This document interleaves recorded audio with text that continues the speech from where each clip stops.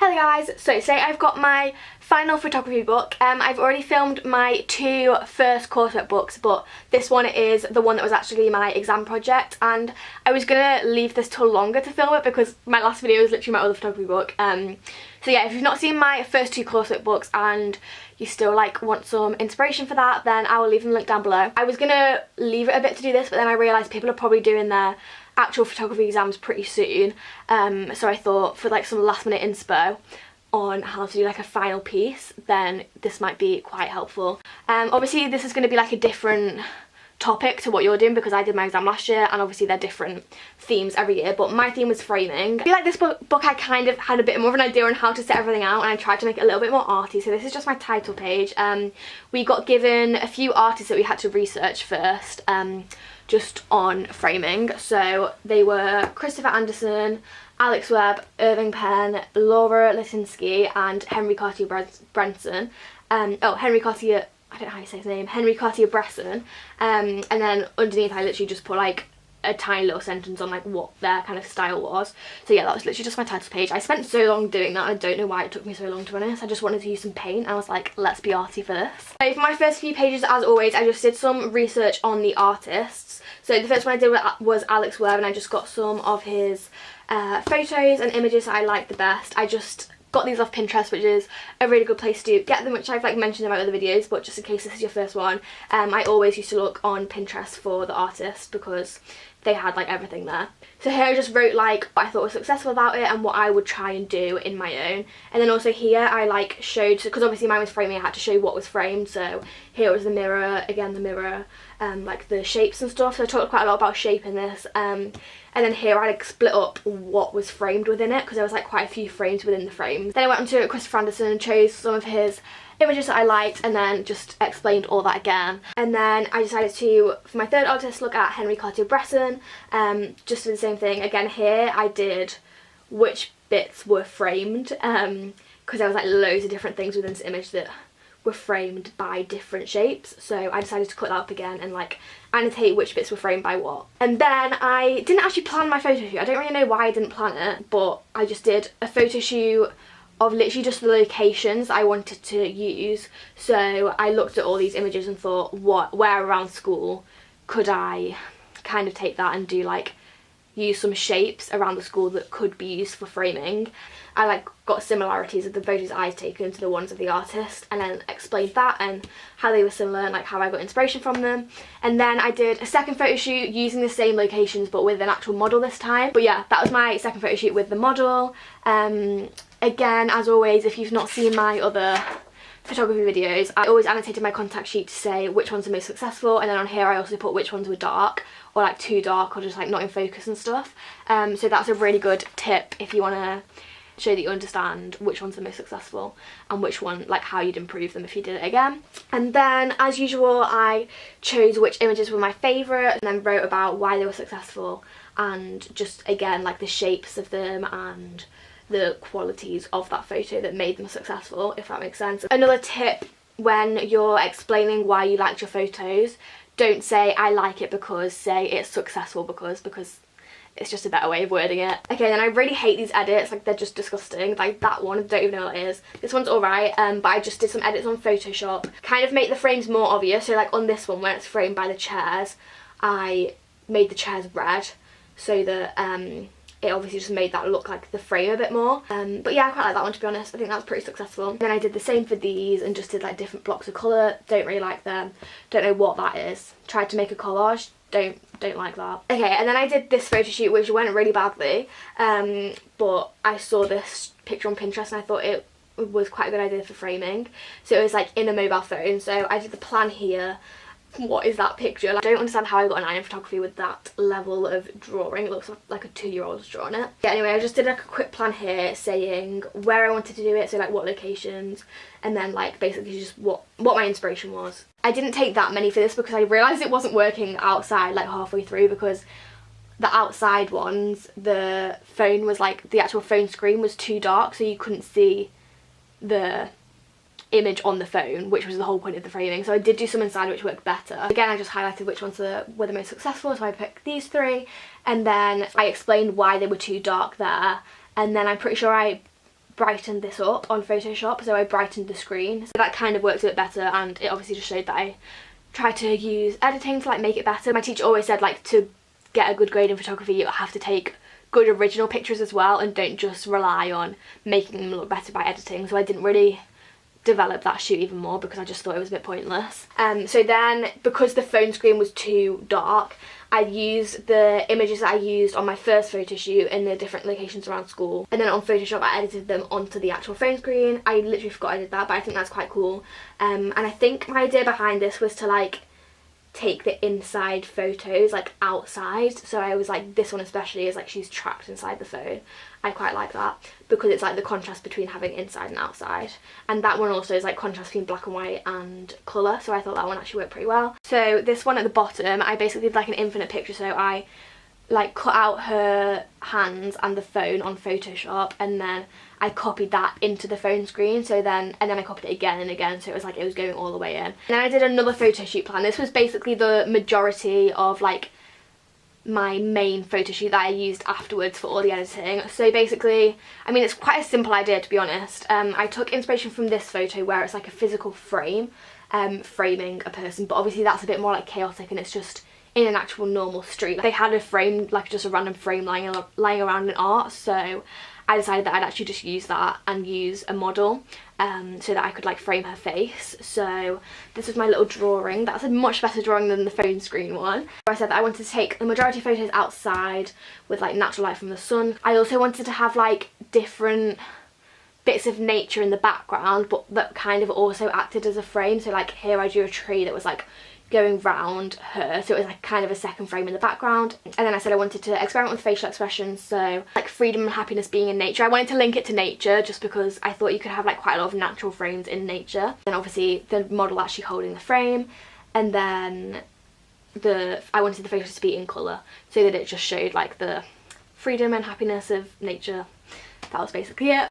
Like I said, I used a lot of these for my actual final piece, and like when I brought it all together, a lot of the inspiration was from this. So we did this photo when we skipped PE because we never went to PE. So this was just a much better use of my time than doing like bench ball, which we did every single lesson. So yeah, again, we took loads for this as well. Like this was so successful. I literally made her sit in a bush to take that one, but I thought that one was like one of my favourites. Oh yeah, I also did some that were just framing other things, so just nature, because like I said, I wanted to incorporate nature into it quite a lot. So here I annotated which ones are most successful or like interesting compositions, and then I also just took some of nature, so I highlighted all of them and said what I was going to use them for. So I was going to use them for the edits, and then highlighted which ones were too dark, and then I also did a few where she was just like standing because I'd had an idea already of how I could use that with my edits, which I'll come on to later.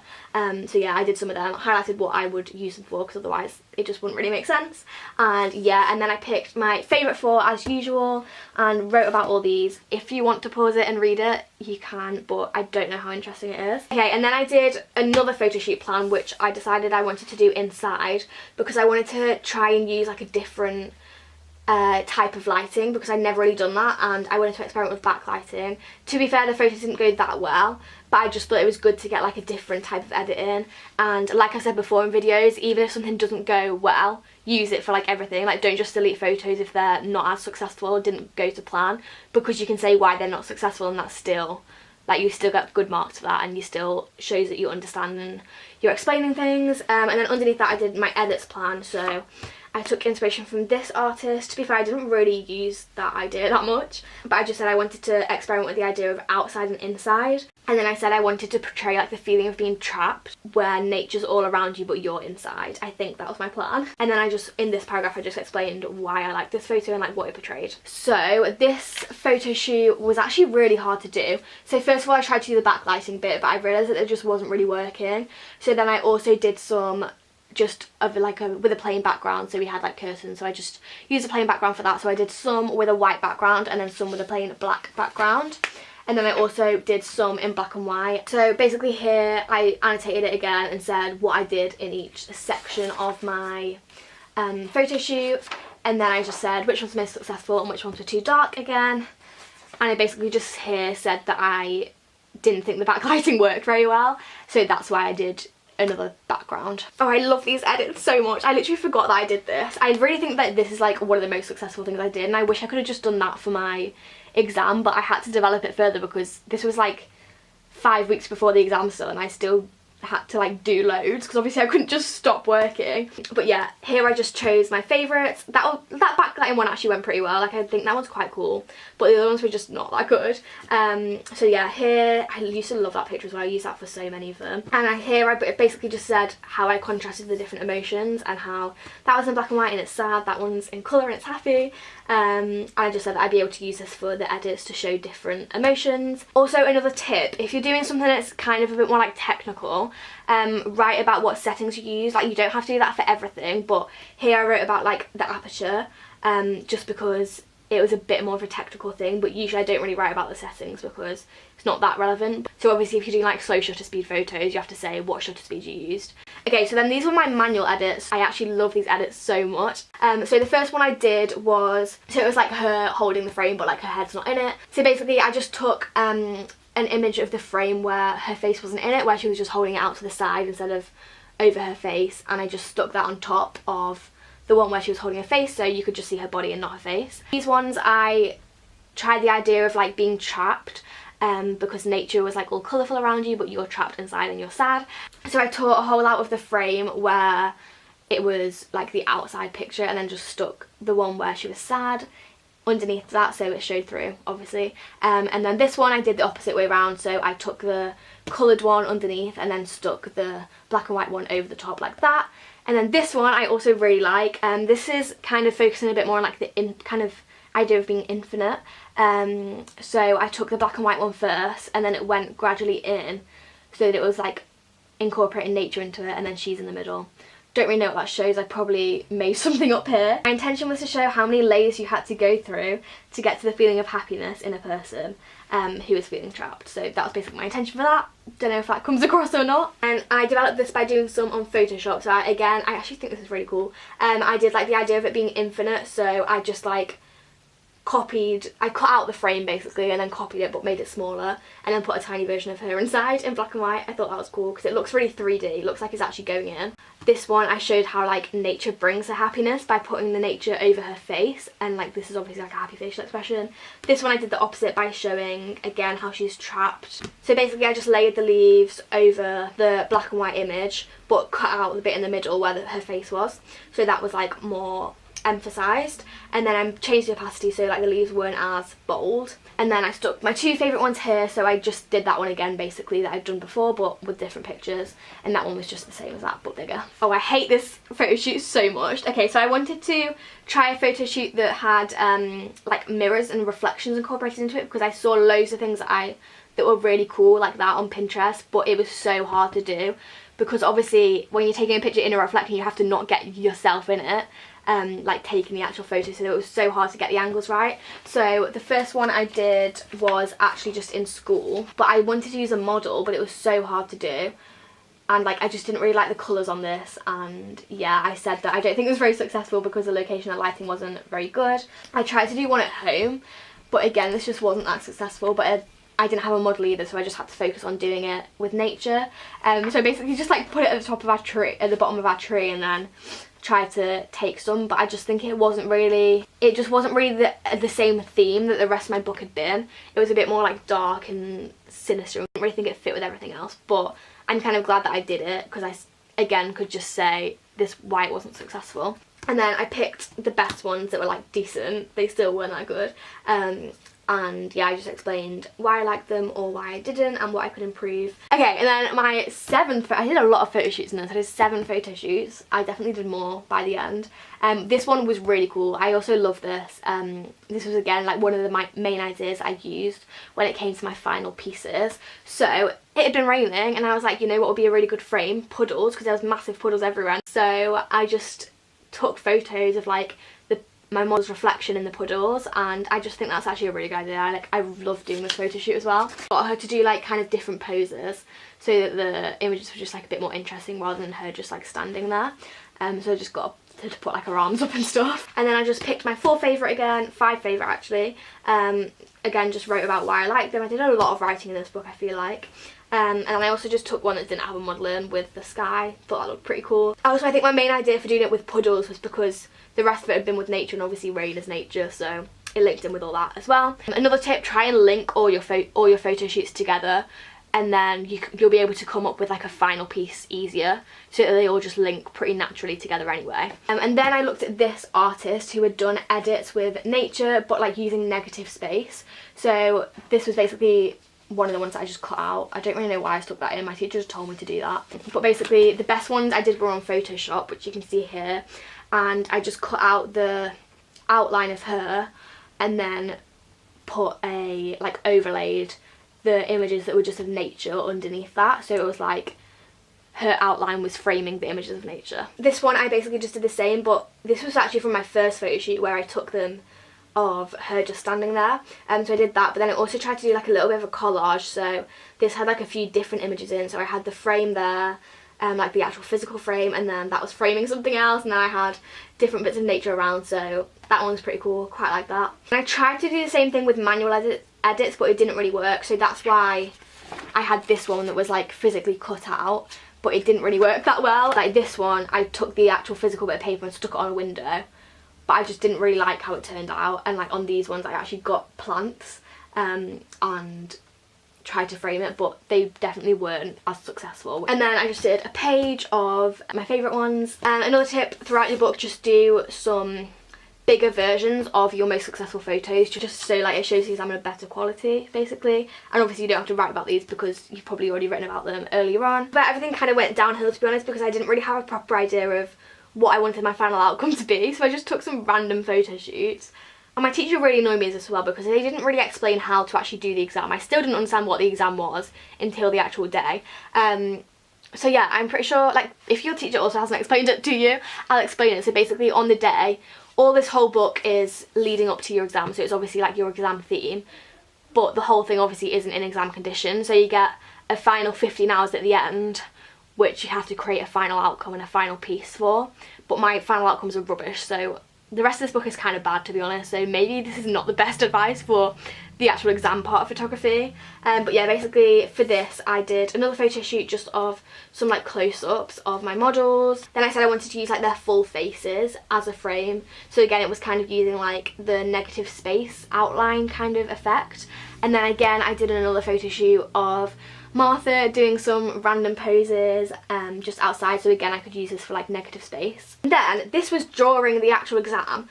My teacher was like, oh, just here's some skulls, do a random photo shoot of skulls, which just didn't link to anything that I wanted to do, and I really am annoyed. I don't really know why she told me to do that. It was just a bit random. But then I also did a nature photo shoot just because I needed some extra leaf photos and stuff that I could use for my edits, because it was like something completely new that I'd started and I hadn't explained about, and I just don't really know why she told me to do it. So then I did just some random collages using the skulls as a frame, and then I went on to like my actual plan of what I was going to do originally. So I used the outline. This is like negative space edits again. I really hate these photos, like they're just so bad. I don't really know why this is my actual exam. Just kind of messed it up, to be honest. Use the photos where we just did some like random poses, use that as like a negative framing point over the nature. And then these ones worked out pretty well. I actually quite like this. So my idea was basically to use their outline as a frame, so I put another image of nature over their face so that their face was actually framing that image. And then again I did that. Quite like that one because it's like a person actually in a person, if that makes sense. And then this one's really creepy. I made her eyes into frames as well. You definitely won't be able to see that. I don't know if you can tell, but like there's actually people inside her eyes. It's like her inside her own eyes. I thought that would actually worked quite well. I just think these are actually really bad photos. These ones aren't that bad, but I just really don't like them that much. I basically used the inspiration from my original photo shoot with Casey where she was holding the frame, but I used the leaves as a frame and then also put Martha underneath. Yeah, sorry if you're embarrassed by these photos, Martha. They're like kind of bad photos, so I'm sorry that I used them for my whole exam. These ones are awful. This is literally like my whole final piece and it's so bad. I just layered everything too much and I just think it was a bit too excessive. But I basically used her outline of her face as a frame, used the leaves as a frame, and then used the negative space as a frame, like her outline, and then put that in the middle. But I just think it was a bit too busy and there was just a bit too much going on. And then I did a gallery plan. So again, if you haven't seen any of my other coursework books, my teacher said to always do a gallery plan because it's just like that bit extra that you like understand that this is like an art form. I don't even know. It's just a bit more creative and a bit more creative idea of like displaying your work. So basically here I just said if I had a gallery, how I'd display it. I basically said I wanted to make the whole room a massive frame, so the whole walls would be a frame in themselves, and then the back wall would be a frame because it had nothing on it. I really don't know how to describe this. I said that I wanted to have each like section of the frame hanging down individually, so basically one of them will be the frame and then it would have a cutout, and then there'd be another one hung behind it with a cutout. So basically all these little bits are cutouts, which you definitely can't tell what they are. But to be fair, I don't mind this. I think that was a pretty good idea. I did it a bit last minute in like the last half an hour of the exam because I kind of finished everything. And then yeah, these are my final outcomes. I think this is like the top one's like the only one I like. So these two I just really don't like. That was obviously like the original one, which was on the other page, but I just made it bigger. I didn't really change anything on that.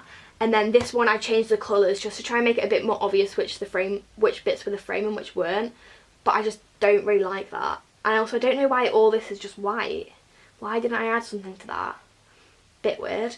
So yeah, I didn't like those outcomes, but my other ones I actually really like. So my second ones, I used the idea of their faces, like the close-ups being framed. So I used the image where I did change the opacity over their face, and then I also went back to my idea of ripping, which I did like quite early on, and then I ripped like over just their head, so it was kind of like it was in their brain. This one's my favourite because it actually has her inside again, and then like the nature, I just think that looks quite cool. And then this one I just did nature.